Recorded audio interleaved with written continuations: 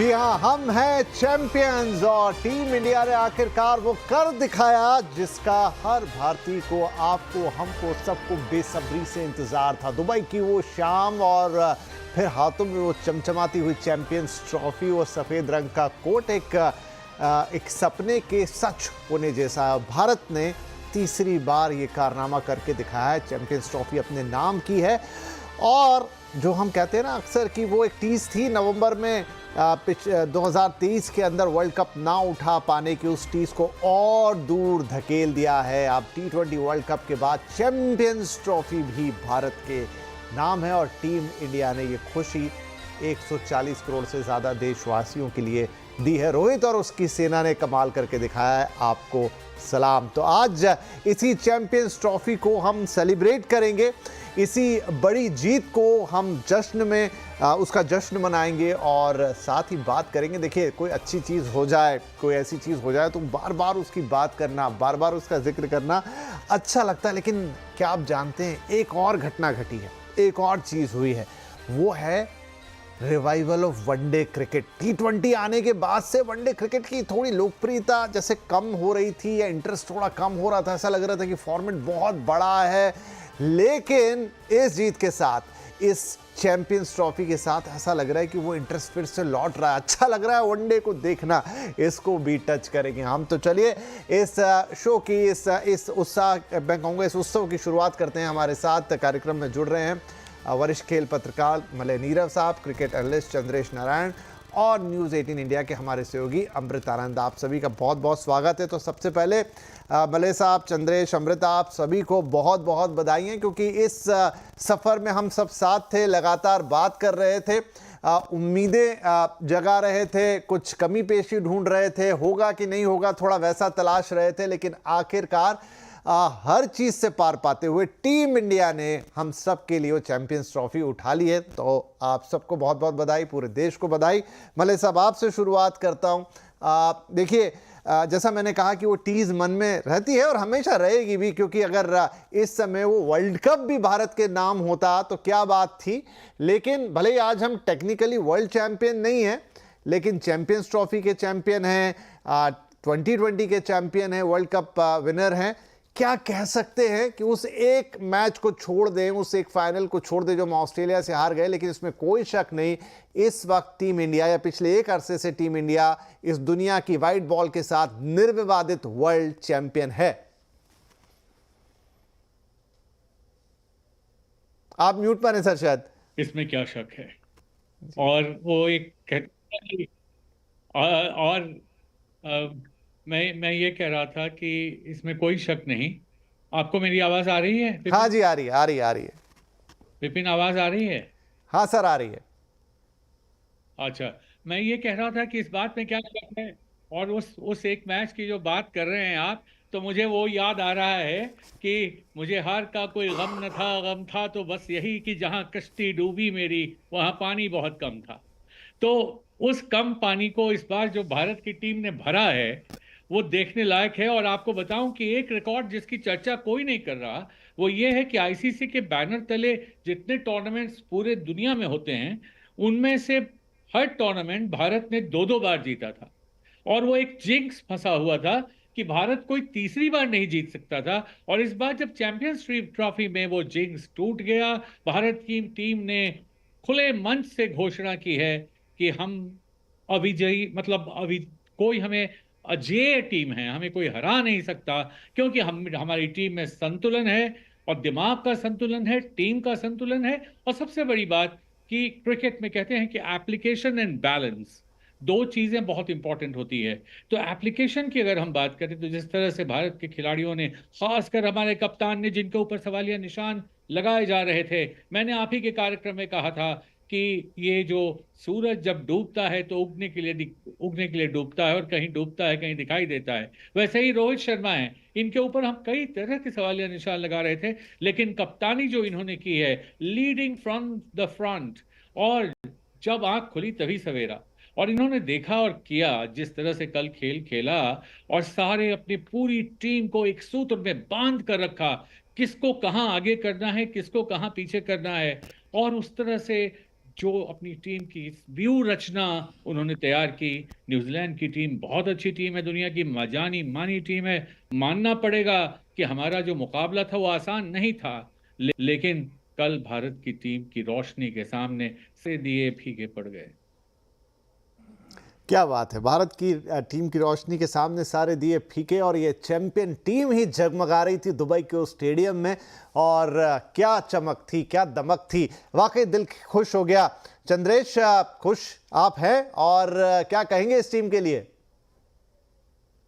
नहीं, बहुत जबरदस्त जीत हासिल की है भारत ने, और बेहतरीन जीत। पर हमें बिल्कुल नहीं भूलना चाहिए कि हम अब सिर्फ सफेद गेंद के क्रिकेट में बेहतर है, हमें लाल गेंद के क्रिकेट में भी बेहतर होना पड़ेगा। हमारी लाल गेंद की क्रिकेट थोड़ी अधर में फंस गई है, और जो सवाल उठ रहे थे रोहित शर्मा के लिए, वो लाल गेंद की क्रिकेट के लिए।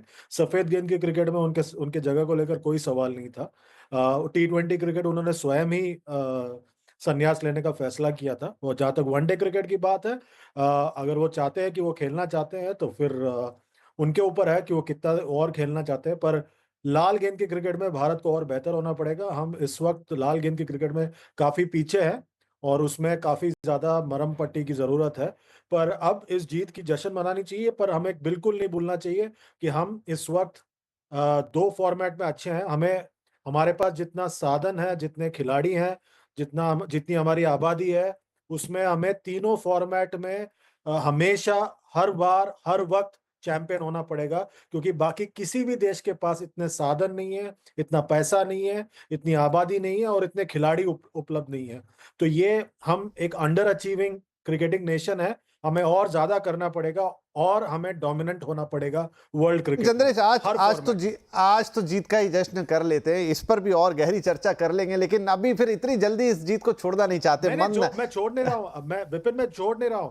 मैं सिर्फ बता रहा हूं कि हमें उस पर भी गहरी नजर रखनी चाहिए। काफी बार ऐसा होता है कि हम जीत के जश्न में भूल जाते हैं। यहीं पर ऑस्ट्रेलियंस ने हम सबको पीछे छोड़ दिया है, क्योंकि वो जीत का जश्न भी मनाते हैं और आगे का भी सोचते हैं। हम जीत के जश्न में ही आगे आगे निकल जाते हैं। ठीक है, ठीक है, लेकिन स्टिल मैं कहूंगा अभी अभी एक एक दिन तो थोड़ा एंजॉय कर लेने दीजिए। डेफिनेटली कल एक शो करते हैं, उस पर बात कर लेंगे भाई, रेड बॉल क्रिकेट की भी। लेकिन अभी बहुत अच्छा लग रहा है। और Chandresh, there is a reason behind that कि देखिए, आपने वो जो, मेरे मन में तो वो टीज है, आप लोग ज्यादा बेहतर और क्रिकेट को समझते हैं, लेकिन वो एक मैच जिसमें पूरे टूर्नामेंट में टीम अच्छी खेली, एक मैच से आपने पूरा टूर्नामेंट, आप फर्ज कीजिए इस समय क्या कमाल का मंजर होता, क्या कमाल के स्टैट्स बनते कि विद इन द 2 ईयर आपके पास वर्ल्ड कप भी है, आपके पास T20 वर्ल्ड कप भी है, और आपके पास चैंपियंस ट्रॉफी भी है। अब वो थोड़ा सा मिस हो गया, खैर कोई बात नहीं। लेकिन एक जो अच्छी चीज एक और हुई है नीरज साहब, वो ये कि बहुत दिनों से वाकई में वनडे देखने में बोझिल जैसा लगने लग जाता था, बहुत लंबा लगता था कि पहले एक टीम के 50 ओवर, फिर दूसरी टीम के, आप स्टेडियम्स भी देखिए, लोग आजकल आधे पार्ट में आते हैं या देख के आते हैं कि कौन सी टीम कब खेल रही है। क्या ये चैंपियंस ट्रॉफी, जिसे बीच में सुनते हैं आईसीसी ने कई बार डिसाइड कर लिया था कि अब 2013 के बाद नहीं करेंगे, फिर 2017 के बाद नहीं करेंगे, लंबे गैप के बाद तो वैसे भी ये हुई, लेकिन एक रिवाइवल लेके आई है वनडे क्रिकेट के लिए? देखिए, इस पे कोई शक नहीं कि क्रिकेट की जो 3 विधाएं हैं, टेस्ट क्रिकेट, वनडे क्रिकेट और 2020 क्रिकेट, इस सब को पहली बात तो क्रिकेट कहा ही नहीं जाना चाहिए। तीनों अलग अलग खेल हैं, और तीनों खेल में जो 50 ओवर का क्रिकेट है, जो पहले 60 ओवर्स का हुआ करता था, जब कैरी पैकर ने शुरुआत की पजामा क्रिकेट की, तब उन्होंने जो परिकल्पना की थी, वो अपने जब चरमोत्कर्ष पर पहुंच रही थी, जेनिथ पे पहुंच रही थी, तो 2020 ने उसमें सेंध मारा और 2020 सामने आ गई। जब हम 2020 में अच्छा कर लेते हैं और फिर 50-50 ओवर के क्रिकेट मैच में भी अच्छा कर लेते हैं, तब हमें अचानक याद आने लगता है कि टेस्ट मैच में हम पिछड़ रहे हैं। तो अभी ये तीनों को मिलाना मेरे ख्याल से ठीक नहीं होगा। और मैं आपको बताऊं कि 50 ओवर क्रिकेट जो है, उसमें जब एक बॉलर को 10 ओवर डालने के ही डालने रहते हैं होते हैं, या 10 से कम डालने होते हैं, और 20 ओवर क्रिकेट जिसमें सिर्फ 4 ओवर डालने हैं, तो 4 ओवर डालने के लिए थकी हुई टांगें और बुझी हुई नजरें और झुके हुए कंधे काफी होते हैं। 4 ओवर डाला, आराम कर लिया। लेकिन जब आप 10 ओवर डालते हैं ना, और जब पिटाई होने लगती है, गेंद की बखिया उधरने लगती है, तब आपको पता चलता है कि क्रिकेट क्या है।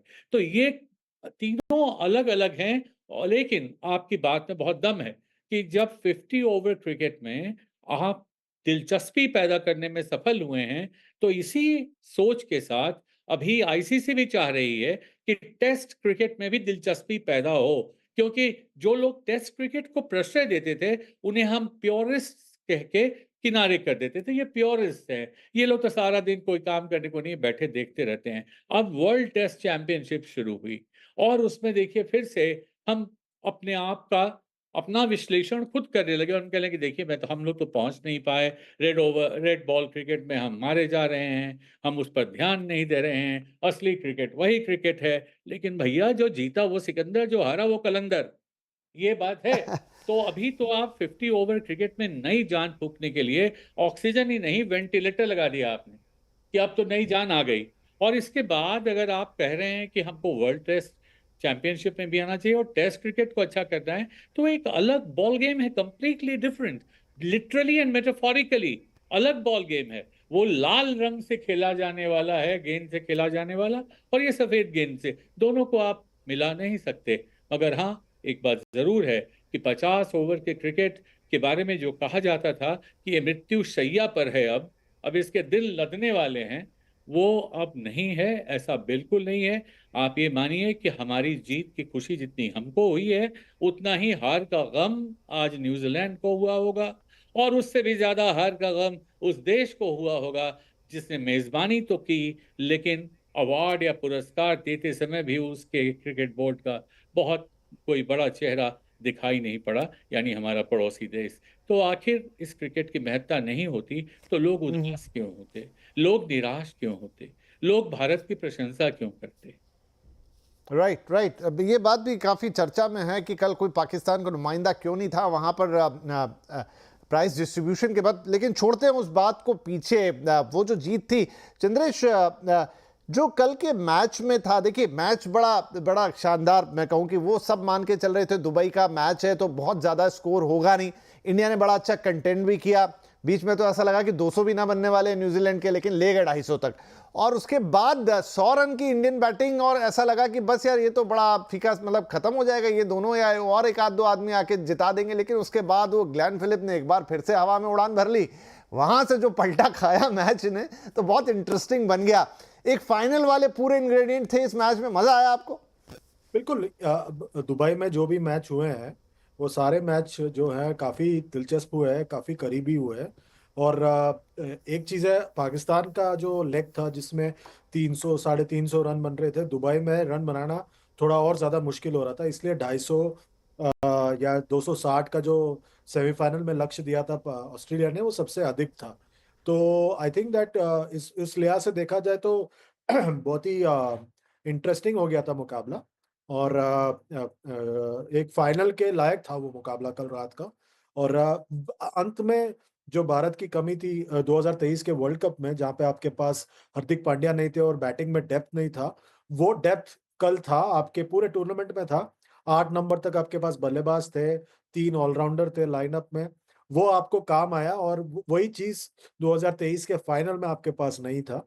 और आपके पास हर वक्त 6 गेंदबाज होते थे, जो रोहित शर्मा के पास वो लक्ष्य 2023 के वर्ल्ड कप में आधे टूर्नामेंट के बाद नहीं था, जब हार्दिक पांड्या चोटिल होकर बाहर चले गए थे। तो आई थिंक दैट वो डेप्थ जो जिसकी कमी हमेशा महसूस होती थी भारत को एक दिवसीय क्रिकेट में, वो कमी नहीं थी कल और पूरे टूर्नामेंट में, और उसी की वजह से भारत जो है चैंपियन बना अंत में। राइट, तो मजा आ गया कल की रात। और अब यहाँ से कहानी और लंबी जानी है, अभी तो बहुत कुछ है। और क्रिकेट की तो खैर कमी नहीं है इन दिनों, आगे आईपीएल आएगा और क्रिकेट चलता रहेगा। हम यहाँ एक छोटा सा ब्रेक लेते हैं। ब्रेक के बाद देखिए रोको यानी रोहित और कोहली तो हैं जो हमारे दो बहुत जगमगाते सितारे हैं, लेकिन इस टूर्नामेंट से क्या कुछ और भारत के हाथ लगा और यहाँ से वनडे की तस्वीर अब कैसे बदलती हुई नजर आएगी, उस पर चर्चा करेंगे और जश्न मनाएंगे। छोटा सा ब्रेक के बाद तुरंत हाजिर। Welcome back. हमें चैंपियंस, क्योंकि चैंपियंस ट्रॉफी अब रोहित शर्मा के हाथों में, टीम इंडिया के हाथों में एक शानदार विजय। इस पूरे टूर्नामेंट में अविजित रही टीम इंडिया और फाइनली उसने चैंपियंस ट्रॉफी उठा ली। 2023 के वर्ल्ड कप में वो जो एक मैच का मिस था उसकी कमी पूरी। अब हम चैंपियंस ट्रॉफी के विजेता हैं, हम T20 वर्ल्ड कप के विजेता हैं, वर्ल्ड कप के फाइनलिस्ट हैं। No doubt white ball cricket में सबसे बेहतरीन टीम दुनिया की हम हैं, यानी कि टीम इंडिया हैं। तो चलो इस बातचीत को थोड़ा और आगे बढ़ाते हैं। हमारे दोनों मेहमान हमारे साथ हैं। तो मले साहब, इस टूर्नामेंट की अगर हम बात करें तो देखिए, रोको यानी रोहित और कोहली तो टीम इंडिया का हीरा हैं, जब तक खेल रहे हैं बढ़िया है। लेकिन जो आगे के लिए अगर हम देखें तो कौन हमारे पिकअप होंगे यहाँ से? देखिए, हार्दिक पांड्या आए थे, वो चैंपियंस ट्रॉफी से ही 2017 की उनकी वो इनिंग याद आती है जब वो नाराज़ होकर एक तरह से खेले थे पाकिस्तान के खिलाफ और जिता नहीं पाए, लेकिन वहाँ से हमें पता लगा था कि कोई एक हार्दिक पांड्या है और क्या गजब का उनका खेल है। लेकिन श्रेयस, कुलदीप, राहुल, केएल राहुल, वरुण चक्रवर्ती, क्या ये वो नाम है जो अब यहाँ से टीम इंडिया को खासतौर पे वनडे में शेप करते हुए नजर आएंगे? देखिए, बड़ी अच्छी बात विराट कोहली ने कही है। विराट कोहली ने कहा है कि अभी अगले 8 वर्षों तक के लिए हमारी टीम तैयार है किसी भी विश्व विजय के लिए। उनके कहने का मतलब ये नहीं था कि वो 8 वर्षों तक खेलना चाहते हैं। उन्होंने ये कहा कि हमारी टीम की जो बेंच स्ट्रेंथ रही है और आज जो हमारे पास ऐसे खिलाड़ी हैं कि अगर एक कोई बैठ भी जाए, देखिए मत भूलिए कि चैंपियंस ट्रॉफी जो हमने जीती है, भारत ने जीती है, वो बुमराह की अनुपस्थिति में जीती है। बुमराह गेंद नहीं डाल रहे थे, फिर भी भारत जीत के आया है। एक दूसरा कि जो उन्होंने कहा, अब आप शुरू से देखिए, अगर शुभमान गिल, रोहित को मैं छोड़ रहा हूं, शुभमान गिल से शुरू कीजिए, श्रेयस अय्यर तक आइए, नीचे खिसकिए, आप और नए खिलाड़ियों को लीजिए। तो अगर आप देखें और आप हार्दिक पांड्या को छोड़ भी दें, रविंद्र जडेजा को छोड़ भी दें, तो आपके पास वरुण चक्रवर्ती हैं, हालांकि उम्र उनकी 31 साल से अधिक हो चुकी है। और आपके पास मोहम्मद शमी को भी अगर आप छोड़ दें तो अर्शदीप वहां बैठे हुए ऐसा लगता था कि खूंखार शेर इंतजार कर रहा है। मैंने अर्शदीप के चेहरे को देखा। पहले होता था कि अगर आप 12वीं 12th मैन हैं या आप टीम में शामिल हैं, तो आप चुपचाप वहां बैठे रहते हैं इस इंतजार में कि अगर किसी को तौलिए की जरूरत हो, पानी की जरूरत हो तो आप जाएं। यहाँ तो वो ये सोचकर बैठे थे कि मौका मिले और हम जाके कहर बरपाएं। तो ये जो भारतीय टीम की किलर इंस्टिंक्ट आप देख रहे हैं और बेहतरीन तैयारी जो आप देख रहे हैं, मेरे ख्याल से ये बहुत बड़ी बात है। क्योंकि जिस तरह से हर खिलाड़ी ने अपने कंधे पे बोझ उठाने में जरा भी कोताही नहीं की, हर दारोमदार लेने के लिए हर कोई इसका तैयार है कि अगर तुम नहीं चले तो मत घबराओ, हम तुम्हारे पीछे हैं और कल जो तुम करोगे वो हम आज करते हैं, चलो हर मुसीबत को हम नज़रअंदाज करते हैं। ये वाला एटीट्यूड जो है ना खिलाड़ियों का, ये मुझे देखने को मिला और ये बहुत बड़ी बात है। और आने वाली जो पीढ़ी है, उस पीढ़ी को अगर आप छोड़ भी दें तो अभी जो खिलाड़ी हैं भारत में, वो कम से कम ऐसे हैं, आगे पीछे करके, चाहे वो कोई भी आप लें, अक्षर पटेल को लें, श्रेयस अय्यर को लें, कुछ लोग जो खेल चुके हैं, कुछ लोग जो जिन्होंने अभी खेलना शुरू किया है, एक मिश्रण हमेशा रहता है एक्सपीरियंस्ड खिलाड़ियों का और बिल्कुल युवा चेहरों का। उस मिश्रण के बिना कोई टीम अच्छी नहीं बनती। और उसको अगर आप देखें तो मुझे तो इस बात में कोई शक नहीं दिखता कि भारत की टीम इस वक्त सर्वश्रेष्ठ है और सर्वश्रेष्ठ बने रहने की क्षमता भी उसमें है। जी चंद्रेश, जैसे कई टीम्स के साथ ये हमने श्रीलंका के साथ होते हुए देखा, साउथ अफ्रीका के साथ होते हुए देखा, टू एन एक्सटेंट वो इंग्लैंड के साथ होते हुए नजर आया, एक जो ट्रांजिशन आता है। लेकिन क्या इंडिया में जितना टैलेंट है क्रिकेट को लेकर और जिस तरीके से उसको हैंडल किया जा रहा है, वो ट्रांजिशन स्मूथ है? मतलब आपके पास एक नई पौध तैयार होती जा रही है लगातार, जो उतनी ही काबिल है, उतनी ही बेहतर है, बस शायद थोड़े मौके, थोड़े चांस वो मिलने की बात है, थोड़ा परफॉर्म करके दिखाने की बात है, बस वो कोई गैप लेकिन वहां क्रिएट नहीं हो रहा है। देखिए, भारत के लिए अच्छी बात यह है कि भारत के पास एक अलग T20 टीम है जिसमें जो खिलाड़ी हैं वो बिल्कुल अलग है और वनडे टीम जो बिल्कुल अलग है। तो वो फायदा है भारत के लिए, क्योंकि आप जो है वो खिलाड़ियों को उस तरह से सेपरेट कर सकते हैं। ये कुछ ही टीमों के पास ये ऑप्शन है, जैसे वेस्ट इंडीज के पास है, या कुछ हद तक आप देख ले साउथ अफ्रीका के पास भी ऐसे कुछ खिलाड़ी अलग अलग है इन दोनों फॉर्मेट्स में। आई थिंक इससे बहुत फायदा होता है भारत को, क्योंकि आप दोनों फॉर्मेट को अलग कर सकते हैं, क्योंकि अब T20 क्रिकेट 50 ओवर क्रिकेट के बिल्कुल पास नहीं है, वो दूर हो चुका है, बिल्कुल अलग फॉर्मेट हो चुका है। और आपकी T20 टीम में जैसे आपने देखा है, सूर्य कुमार यादव कप्तान है और अभिषेक शर्मा, संजू सैमसन, तिलक वर्मा, वो सब वहां पर है।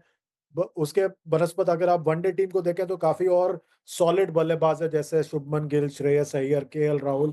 तो ये जो डिफरेंशिएशन है भारत को बहुत हेल्प करता है, और ये काफी कम टीमों के पास ये ऑप्शन उपलब्ध है। इंग्लैंड अब शायद आने वाले दिनों में यही फॉर्मूला अपनाने वाले हैं, जब वो अपने वनडे कप्तान को चुनेंगे। और उन्होंने कहा है कि हमने भारत को देखा है, भारत ने जैसे अपने T20 और वनडे टीम को अलग किया है।